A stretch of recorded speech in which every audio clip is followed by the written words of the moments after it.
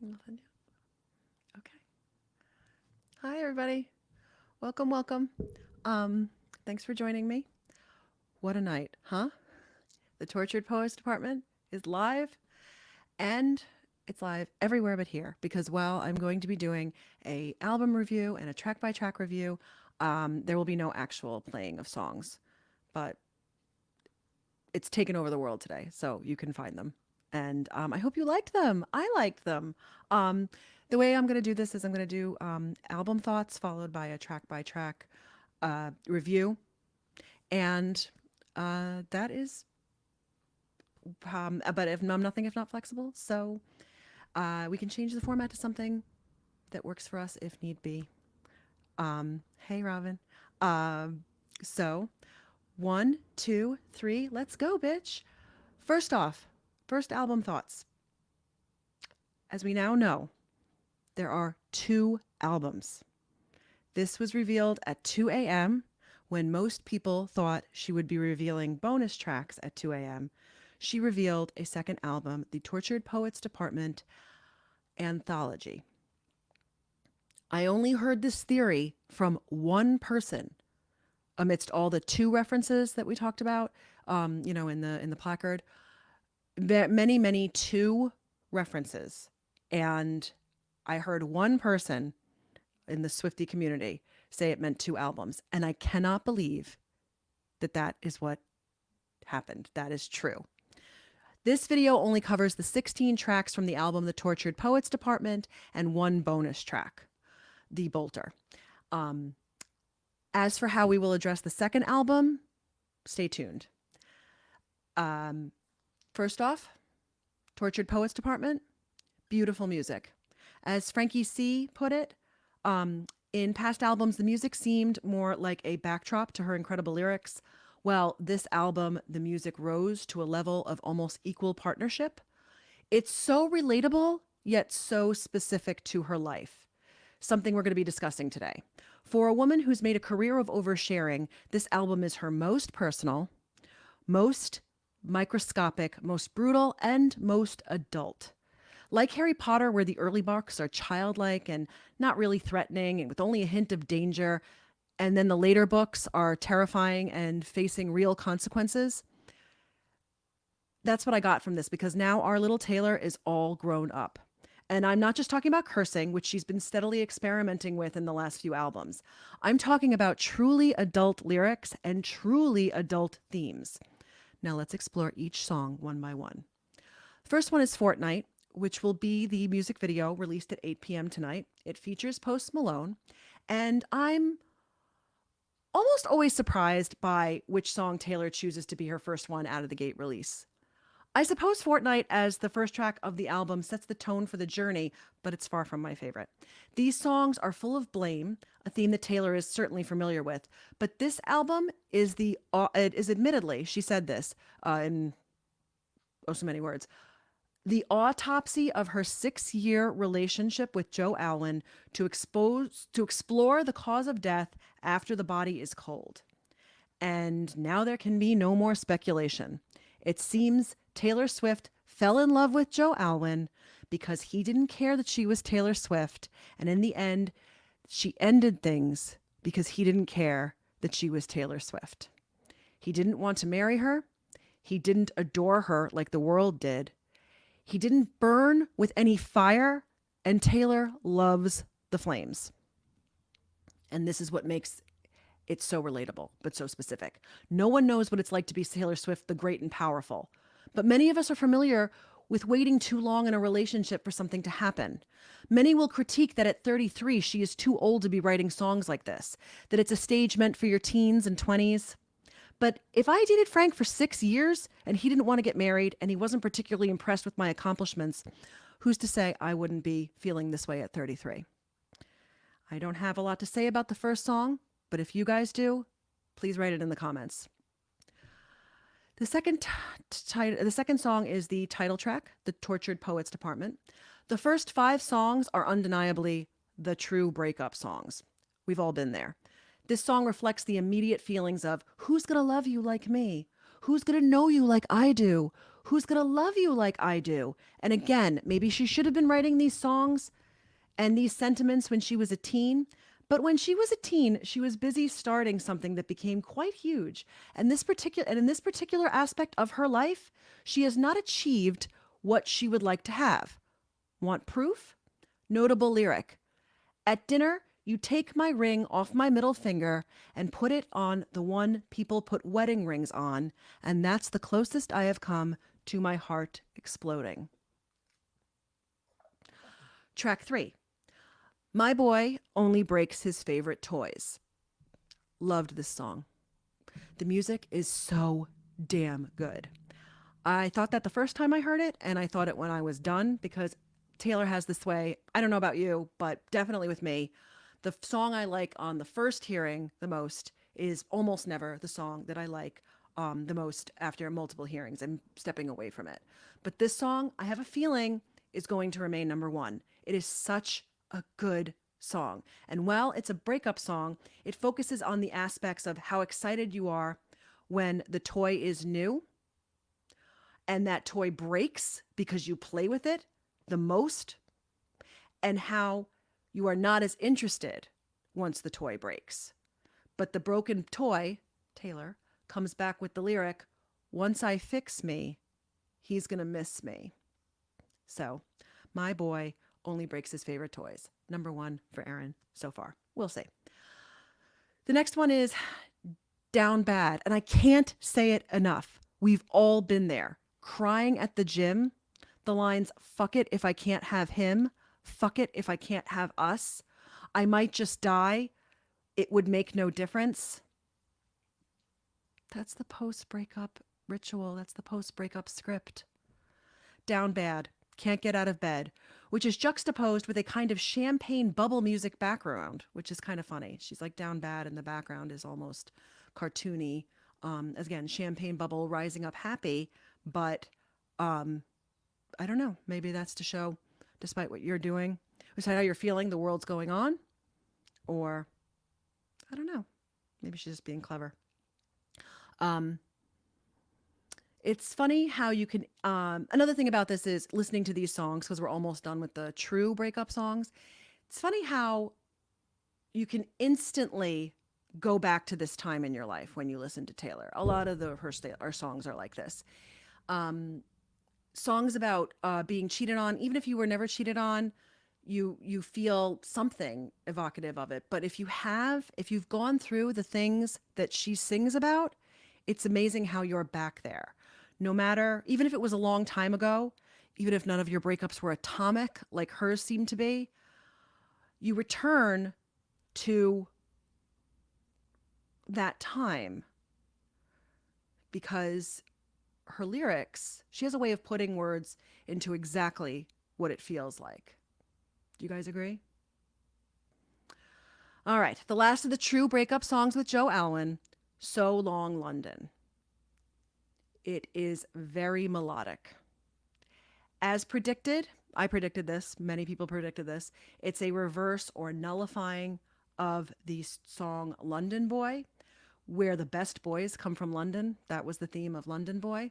And now it seems she's ready to depart London, wave from the plane window, perhaps never to return, although she didn't say that. I'm just saying she just seems sort of done with it all. She's weary of it, revealing more of Alwyn's sins in this, mainly in that he stopped trying and there was a period where she was trying, but when she stopped trying, it was truly over. One lyric I liked is, I stopped trying to make him laugh, stopped trying to drill the safe. You can tell a lot from that. She stopped trying to make him happy, bring his mood up, and also stop trying to drill the safe. He was unapproachable, impermeable. Every time it's like a challenge to get inside. It's not tired of turning the combination. It's not tired of opening the door, easy things. It is, I was tired of drilling the safe. another thing is that when you drill a safe, someone doesn't want you in there. I think that's a very powerful lyric. Plus, later in another song, she mentions a new guy and how she felt like breaking locks. As if with other guys, it's not that difficult comparatively to Joe. Other guys, she's breaking locks. This guy, she's drilling safes to get to know them. Thoughts? Uh, Next one. But Daddy, I love him. Easing out of the true breakup songs, this is a rebellious song. Running with my dress unbuttoned, but Daddy, I love him. If I have mentioned that we all have had a breakup, am I allowed to mention how we pretty much all have the deeply in love with the wrong person phase, despite my family and friends' objections? I feel like we've all had it. That person. As for the specificity of Taylor, this is almost undoubtedly about her short-lived, heavily criticized fling with Matt Healy, the man who stood next to her dad, in the VIP section of the Eras tour way too soon after a breakup for most critics' comfort. He was controversial. Her friends didn't like that they were together, and maybe even more importantly, since there were more of them, her fans didn't like him. But you know the hallmark claims from relationships such as these. No one understands. You can't tear us apart. The more you isolate us, the closer we become. The standout lyric has to be, I'm having his baby. No, I'm not. But you should see your faces. I feel it's a little dig at all her fans. I do. This is probably my most controversial take of the album. I feel that she felt a touch betrayed when, for the first time in her career, she did something unexpected and something that good girls don't do. She went out with somebody who now turned out to be quite problematic, a racist, and, well, at least made racist comments, and not particularly kind. There were some things he said which were just, you couldn't take them out of context, in my opinion. They were just boorish comments. And she,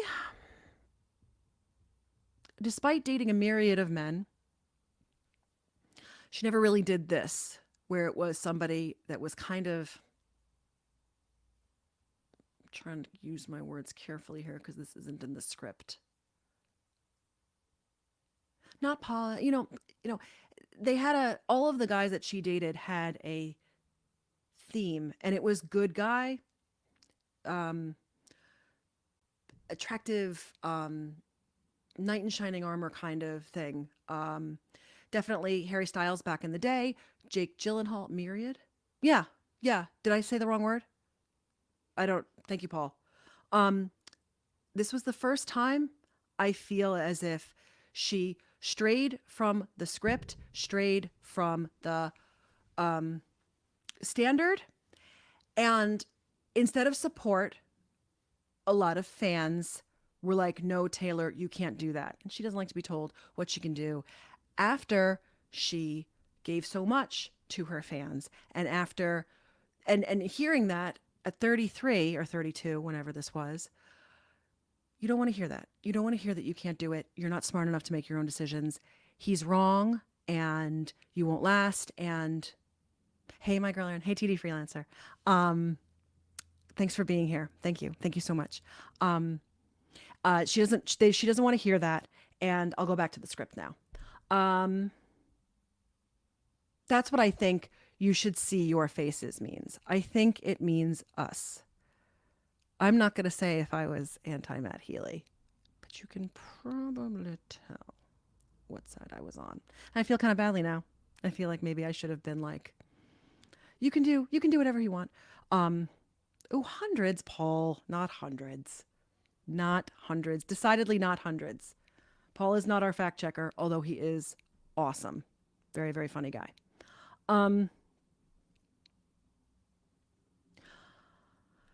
She is very supportive and loyal of her fan base, so I could be wrong. I hope that people don't come for me too much because, as I said, this is my hottest take. Also, in an album where on first and second listen, I couldn't get many callbacks to previous songs, there's a lot. That's another thing about this album. I thought that I was going to be like this awesome expert, like, with my Homeland board behind me, like, this is what she's talking about, and this is a reference to this. And I didn't get a lot of them, but I've only heard the album twice. So, or maybe three times. So, this is one where it's quite definitive that it's a callback to Love Story. In Love Story, Daddy told Romeo to stay away from Juliet. And in this song, the line is, stay away from her. In Love Story, her daddy told Romeo to stay away from Juliet. Now, as we are older, he is telling someone far more controversial, problematic, decidedly not Romeo, to stay away from her.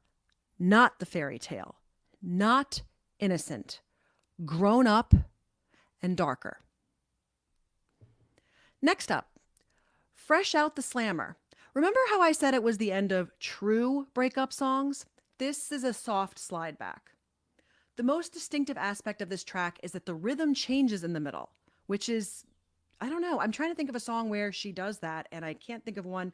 They change, but then they usually go back. Like she does a bridge where the melody is different, or the cadence is different, or she starts speaking as opposed to singing. But then she returns because that's what a bridge is. This is like a part one and part two.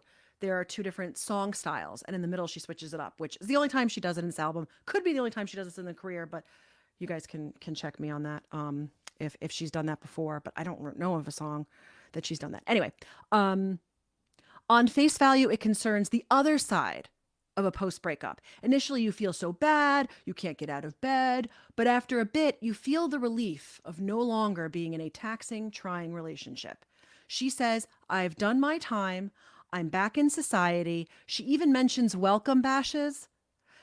When you're out of prison, when someone gets out of prison, we have when someone comes out of prison, we have welcome back parties. I mean, I assume I've never been to one, but that's what's, family and friends want to celebrate you fresh out the slammer. And when someone breaks up with somebody who's been, oh, TD, then you'll like this one. You'll like this one. She switches it up. But in a breakup, you know how, I don't know about guys, but the girls were going out for margaritas. Welcome back. You're going to be dating. You're going to be smiling again. You're going to be wearing those clothes you haven't worn in a while. You're fresh out the slammer. Let's go drinking. I just liked that because this is the other side of the breakup. After you're sad, you're a little, it wasn't that great the past few, like the past few, months, let's say, have not felt like a paradise. They felt like a prison. Now we're fresh out the slammer. The connections that, I'm sorry. I don't know. Okay. Also, there's a line that I didn't get the first time I heard it. The reference. It says, "I know who my first call to will be." Fresh out the slammer. I know who my first call to will be. And I thought, who is that? And then I realized it's us. It's the fans. After all, we have not one but two albums discussing this time. She ran to us right away to put pen to paper, in my opinion. I think the you that she called first after leaving the relationship was us, was the fans. She wrote two albums about this time. I'm still surprised. The connections I caught in this song is she says, on children's swings, we wore invisible rings. She has a song called Paper Rings, but now they're not even paper. He's offered her less than what he did during Lover. She went from paper rings to invisible rings. Ouch. This will also be a reference to the song Invisible String, which she once called pretty and tied them together. Now it almost seems that invisible string is as helpful as invisible rings. It does nothing. Like invisible string used to be pretty and keep us together, and now the invisible part is the only thing that I can really talk about. There's nothing there. The third and fourth thing of note go together. She says, I swirled you into all my poems, which she did. Lots of Joe Alwyn inspired songs. And she mentions Porch Light, which has to be Cardigan. Oh, I'm wearing my cardigan, just so we're clear. This is the official cardigan, and porch light is mentioned in cardigan, and it's not one of those things where it's a word like the or girl. Porch light is a distinctive, I think 2 words, uh, compound word or no, it's 2 words. It's 2 words, but it's distinctive. It's going back to cardigan and how back then, good, now, fresh out the slammer. Oh no, I'm sorry. Yes, fresh out the slammer. Wow, that was a long one. Yay. Okay. Was that fresh? Yes, okay. All right. Okay, next up, Florida. Florida with 3 exclamation points where Anthony's parents live. So shout out to Anthony's parents song. Good, it's not for them, but I think it's nice. I think it's a nice AOA connection. Um, it features Florence and the Machine. She does a great job. In an album practically devoid of fun songs, this one will have to count as the closest. Featuring Florence and the Machine, as I mentioned, it's a pounding track song about how Florida, which I mistakenly thought was the first stop on the Eras tour. Love Florida. Yes, Paul. Florida loves you too. I just know it. What I mistakenly thought was the first stop on our Eras tour, it was not. It wasn't even the first 3, but she was there within the first month. She was in Florida within the first month of her Eras tour. But Florida, as she quotes, is a hell of a drug. It's the perfect place to go when you're feeling lost. Not looking your best? In Florida, no one may even notice. Feeling wild-eyed, feral, like you can't stop making mistakes? This is the home of Florida man. So don't worry. There are plenty of swamps to bury regrets, bury the bad times. It's a lawless place, and she asks if she can use it up. Basically, can I use everything that Florida has to offer for those people that feel a little crazy, feel a little, again, need the swamps to bury the mistakes, need to have the fun times, and you are less judgy than the average bear, than the average American in Florida, because you've seen a lot and you've done a lot and you're less shocked. So she had a blast in Florida from what I am deciphering. Relatable lyric is the first one. All my friends smell like weed or little babies. We all have that strike zone in your 20s and 30s, those who are nowhere near adulthood and those who have started it. And then there's like, who am I going to hang out with? Because there's no one in between anymore. It's just everyone smells like weed or little babies. But if you want to get away from it all, which she did, because she said, I didn't write this down, but she said something about how all the sounds, I'm gonna mess it up, but basically all the sounds sounded like screeching tires. Like she wasn't, I shouldn't have said this. She wasn't going anywhere and she just needed to escape. And she found Florida, the perfect place if you're feeling like taking a break from judgment, if you feel like taking a break from consequences. And it's practically another planet. Florence and the Machine sound great too. She always does. And it's she gets a whole verse and it's so nice. The pounding of this song really, really makes it one of the ones I like more. Florida. That's the closest I'm going to do to come to singing, I think. All right. Next up, Guilty as Sin with a question mark. Recall how I said we are all grown up now? This is the sexy song. If not so much the beat, like Ready for It or So It Goes or Vigilante Shit, those are the ones where the beat, yeah, great song. Those are the ones where the beat let you know that it's going to be the sexy song. Excuse me. Not so much with this one. With this one, it's the lyrics. What I get from this song is sometimes you can have more fun with yourself and your imagination. There's some religious parallels I don't love in this kind of song, but it's proof that our little Taylor is all grown up and exploring what she calls Downtown Lights. If you're looking for the sexy song, this is the sexy song. That's all I'm going to say about that. Next up, Who's Afraid of Little Old Me? The second of two songs posed as questions. This song comes for her haters, those who make fun of her, those that judge her. In her words, who's afraid of little old her? You should be. I believe this song to be the inverse of Midnight's Karma, which is over there. In Karma, she has her enemies and her detractors, but karma has made it so that she is victorious. But what if it isn't as light as all that? What if she emerges victorious, but the fight still takes its toll? Like, yeah, I'm on the summit, but the dark side of it is, it wasn't fun, what I went through. Lyrics of note: I was tame, I was gentle, till the circus life made me mean. Don't worry, folks, we took out all her teeth. Like a zoo animal. Like, I was tame, but then they made me mean. And people thought, don't worry, folks, we took out all her teeth. She's just a singer. We can make fun of her. She's fair game. What can happen? All that. That's what people may think because she's slowly becoming a joke with all of her breakups, her tabloid life, her omnipresence. But I like how there's a ribbon of, I may be a national punchline, but at the end of the day, I am smarter than you. And she is.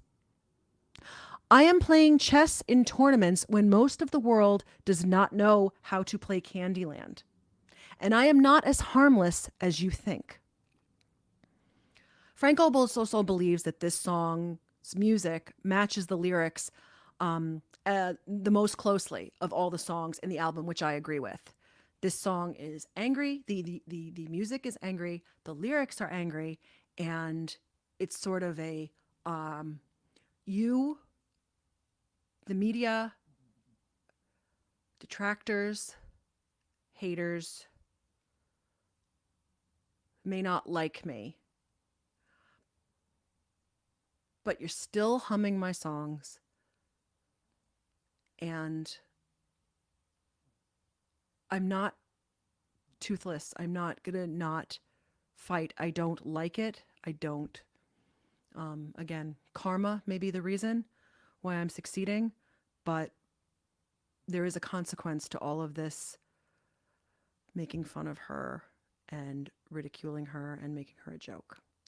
I think that part of it is, that's what you get when you get to that level. Everyone is going to make fun of you. Everybody makes fun of everybody. But I guess she's tired of it. This song is kind of proof of that. The next one is I Can Fix Him, in parentheses. No, really, I can. The shortest song and the only one under 3 minutes. Seems we're back to Matt Healy. The jokes he tells are revolting and too loud, but we all need that fixer-upper in our lives, right?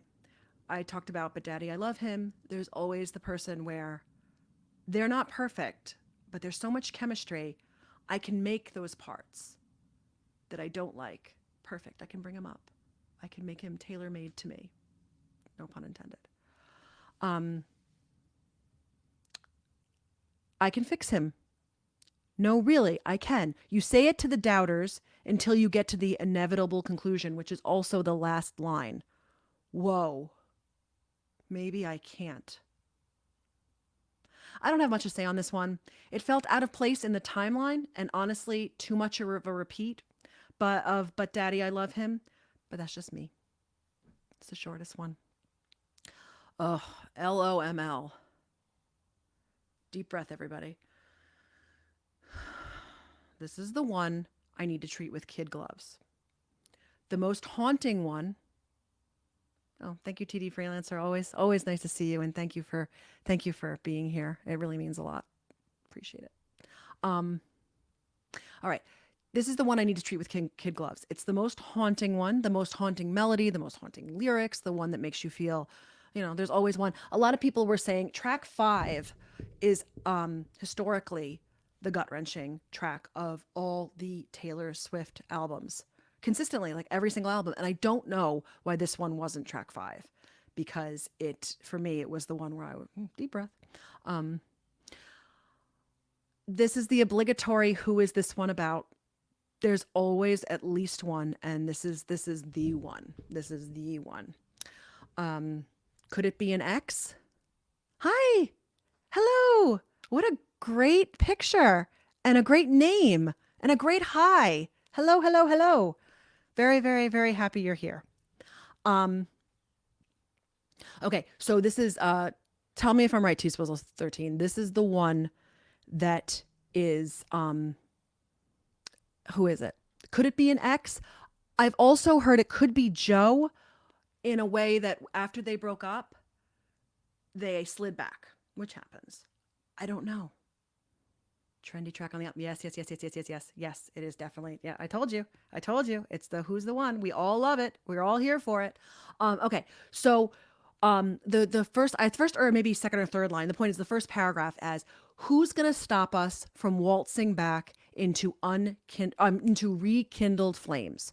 Who's going to stop us from waltzing back into rekindled flames? We know the steps anyway. That's the line. And that's the thing where, who is this? Rekindled flames, waltzing back. Is it Joe? And they did a backslide back into the relationship after being apart for a little bit, although there's nothing that documents that. Or is it an ex? And as TD Freelancer has mentioned, she has many, not hundreds, but many. She has had so many great loves. That's the other thing Frank and I were talking about last night, is that there are so many that she treated with such honor and esteem and importance that it's hard to tell which one this is. But perhaps the biggest mystery solved by this song is what LOML means. And it's not what most, including me, predicted. It's not love of my life. It's loss of my life. The loss of my life. The one who got away. The one who got away. And I didn't see that coming, and I got to admit that was my, oh God, I got it wrong. Pretty much all of us got it wrong. And it's very interesting that that's the take it took. But that's the mystery that's solved. And so the mystery that isn't solved is who is it about? And I guess I said before that I had the most controversial take. I don't think this one is as controversial, but I do believe a lot of people are going to say that I'm wrong. I believe it's Harry Styles. I know that that's crazy because it seems that she has just mended ties with him when she released the Vault tracks of 1989. They seem to address that time, and she convey that they're cool now. That while it was a tumultuous and exciting and very short-lived time, that it was what am I trying to say? That it was but now things are cool. We're grown up. We are so much time has passed.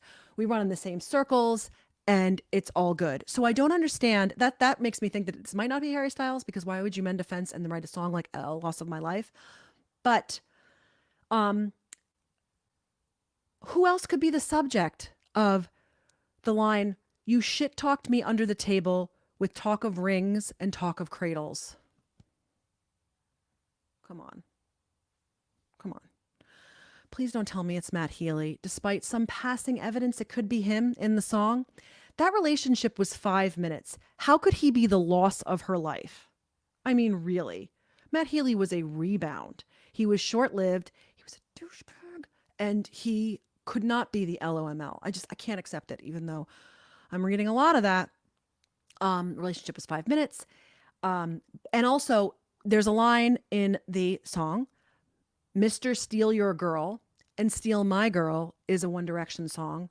But even more convincingly, in my opinion, Harry Styles has a song, Love of My Life. I think it's him. Watch me be proven wrong. It's day 1. It's hour what? I don't know, 19? 20? What? 10. Oh my gosh. I don't know why Frank is, it feels like so long ago that I heard this album, but it's 10 hours in. I could be wrong. Where did I get 19? Frank doesn't know. Um, but here's the important thing, and something that a commenter reminded me of. Um, it doesn't matter who it's about.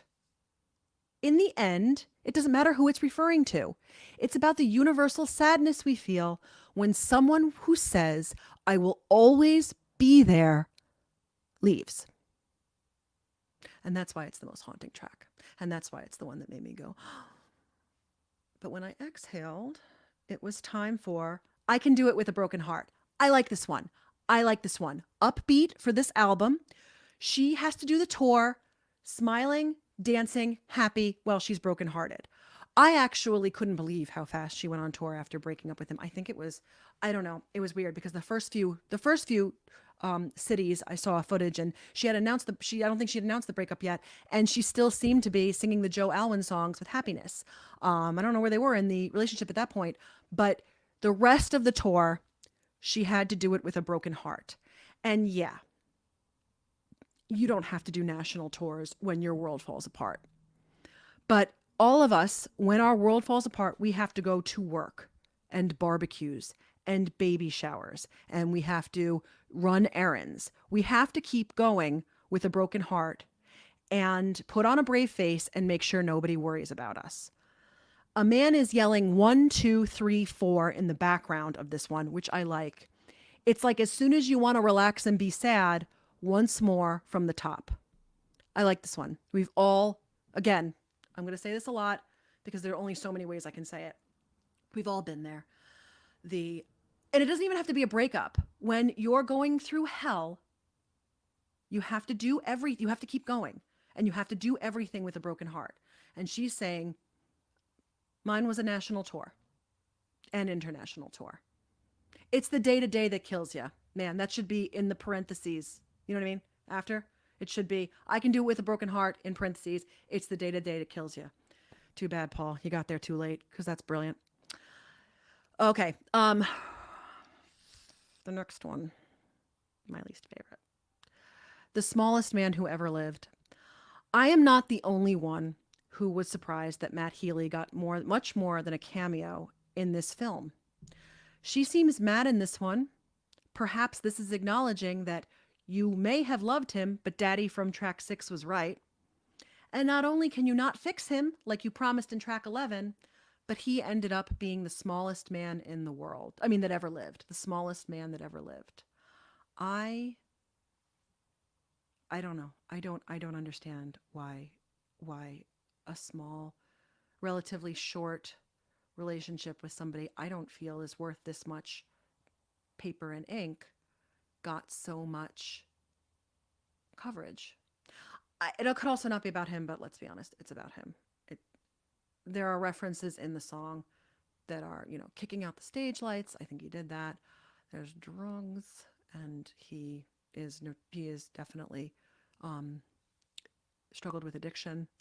It's just I don't like this one. It's just but there's always one in every album that isn't my favorite. It has to be, just by the nature of hierarchy. This is the one. If it's your favorite song, please let me know, and let me know why. How long have we gone? Okay. Next up is The Alchemy. Ladies and gentlemen, the Travis Kelce song. The man who took the era of her life where everything was turning into lead and changed it into gold. With actual words like touchdown, cut him from the team, I'm the one to beat, and trophy, it's a naked tribute to TK. The line I like the most, which I am choosing to interpret as forgiveness for all the things that happened in the first 13 tracks. Oh, it's 14 tracks? Damn. I wanted it to be 13, but it is not 13. I'm choosing to interpret as forgiveness for all the things that happened in the first 14 tracks. Hey, you. What if I told you we're cool? The child's play back in school is forgiven under my rule. I am choosing to believe that after finding someone who made her so happy, she decided to deem everything okay with all of those who caused her so much heartbreak in this period of her life. The media, the exes, and perhaps even a touch of the fans who turned on her the first time she didn't do something by the good girl playbook. She's forgiven. Well, no, that's not true. She's calling it cool. Not because time has passed, because it hasn't. And maybe not because they or we have earned it, because we haven't, or they haven't. More of an how do you say that? Ollie Ollie oxen free when you play a game and the declaration that the game is over, we are restarting. That's how I take this lyric. The idea that I'm happy with this guy, he makes me happy, so let's just say we're cool. I hope that for her anyway, because after all the sadness and anger and trauma of all these tracks, including the ones that are supposed to be happy, including the one that's supposed to be sexy, I would love to believe that she is ready to do the schoolyard thing of we're cool, we're starting the game over. We don't need to do the apologies. We don't need to do the rehashing. I hope that's what it's about. The last one before the bonus track. Now, the bonus track isn't listed on this list because we didn't know what it was called until I think, too late. The general, too late. This one's called Clarabelle. This song reminds me, without going too much into the subject matter, this song reminds me of the end of a roller coaster when it slows down. It doesn't come to a sudden stop and then you have to get off the ride. There's a grace period where you slow down, you smooth your hair, you catch your breath, you say, whoa, to the person next to you. This song is sort of that for this album. That's it, ladies and gentlemen. It was a trauma dump, but did you enjoy yourselves? Did you enjoy the ride? Clara Bow was the muse and the most discussed star of her time, discussed being talked about, star of her time. Right now, it's Taylor Swift. And you get a peek, you got a peek behind the curtain. We hope you had fun. Tell your friends. So that's the True album, and the next album, as we've discussed, is called The Tortured Poets Department, the Anthology, or Anthology, I'm not exactly sure.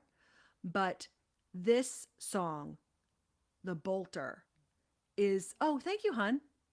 I didn't know he could do that. This song is the epilogue. This is the true bonus track that belongs with this album. It's called The Bolter, and it's a little PS, quite a PS. If you think this album means it's the end of songs about love and breakups and the chaos of life, think again. It's not the end. She's going to keep doing it. The song discusses how when she was little, she fell through the ice and came out alive.